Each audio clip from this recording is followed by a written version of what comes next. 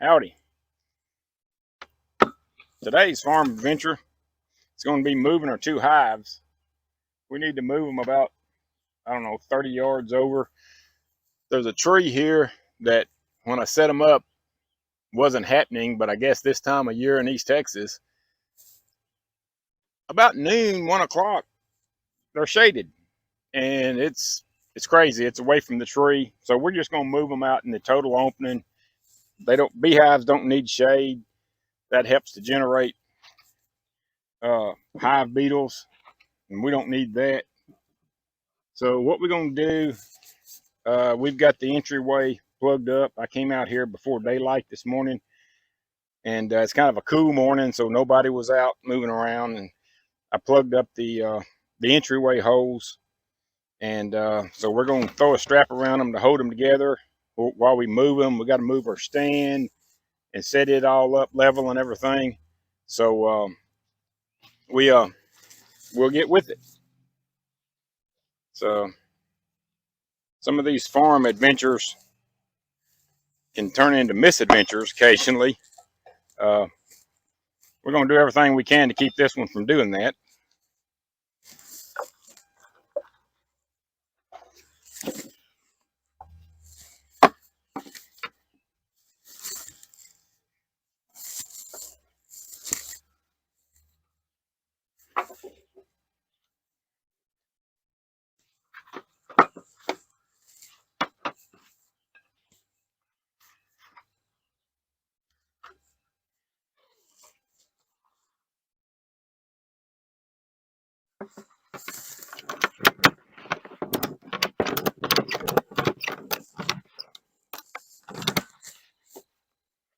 Right.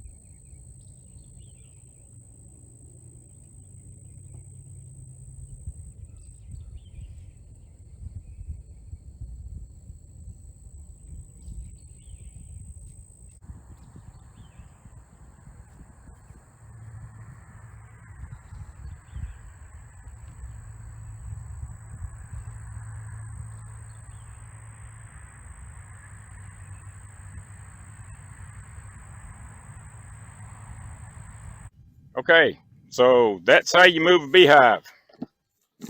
Uh, that's the way I move a beehive. I'm not a professional. I've had bees off and on now for, I don't know, 5 or 6 years, and it's a fun little thing to play with. I'm not trying to make a living with it. I'm not trying to make money with it. Just it's bees are really cool, and get a little honey out of them every now and then. So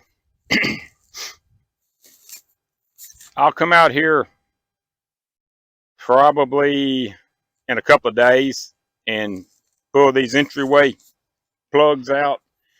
Um, I've always subscribed to the theory of 2 foot, 2 miles, 2 days. If you move them between 2 foot and 2 miles, you need to trap them, plug them up inside for 2 days before you let them out. So then they come out and they fly around in circles and reorient and say, hey, this is where my hive's at now. The purpose of making the bees reorient is that when the forager bees goes out, leaves the hive, and heads out to collect pollen and nectar, when they come back, they will go back to the location that they came from before you moved them. So immediately when they very first come out of the hive, after you've moved them, they have to reorient. They have to be forced to reorient. Something has to be different to tell them, hey, I need to reorient here to know where my home is when I come back. If you don't, they will fly out of the hive from the new location, go out, forage, come back, but they'll come back to the old location, and they'll just land on the ground and kind of walk around and say, where's my home? It's gone. That's the purpose of the reorientation. Things are different. I've got to reorient. Uh, I had a guy recently to tell me that it just takes only one cycle of the sun. In other words, I plugged them up at, I think it was like 5:30 this morning. So by his theory, 5 or 6 in tomorrow morning, I can let them out. There'll be one cycle of the sun. I'll probably keep them in here for 2 days, and I'll come out here, uh, I guess, day after tomorrow morning and let them out. You can also cover the front of it with leaves and little small brush. Uh, Cover it to the point that they have to crawl through it before they can get out and fly, and that will make them reorient.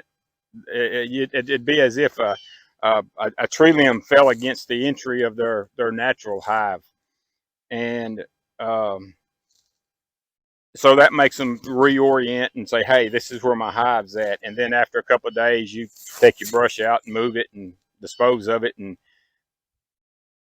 you're good to go. It's not terribly hot right now. It's kind of cool. I've run a open bottom board. I've got a screened bottom board, so it's not totally closed up and airtight. They'll be good for a couple of days, and I will let them out, and this will be their new home, their new location. Thank you for watching. Please like, share, and subscribe. Thank you.